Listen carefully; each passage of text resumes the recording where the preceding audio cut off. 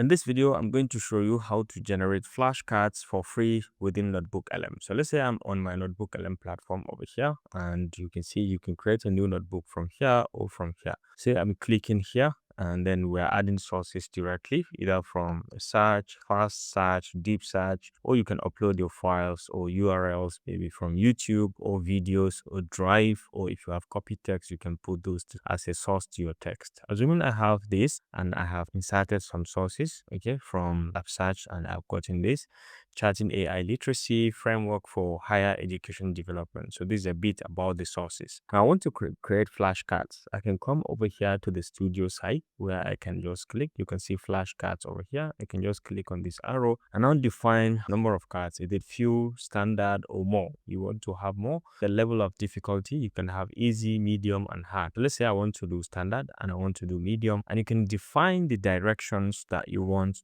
those flashcards to carry as regards the sources that you have. Let's say I want to keep everything at default and go ahead and click on generate. So let's give some seconds for it to finish generating the flashcard. And as you can see right now, it has finished the flashcards. You can just click and let's have a look at what it has created for us. So take a look. Very fantastic. About 60 flashcards. In the context of faculty development, what is the traffic light model used to promote? So you can see the answer if you want. Okay, you can just click and it's going to flip and you can see the answer. Transparent AI use in syllabi and assignment. And just go ahead, click, and be able to move to the next one. You can even have an explanation to it based on the sources that you have. You can be able to open the notes and it's going to give you a detailed explanation about the whole thing. So you can see the explanation and you can hover over to see the sources, and when you click, it's going to go through the sources and find those sources that you have used. So let's say if this is the answer, you can click on yes. Okay, so go ahead to the next one.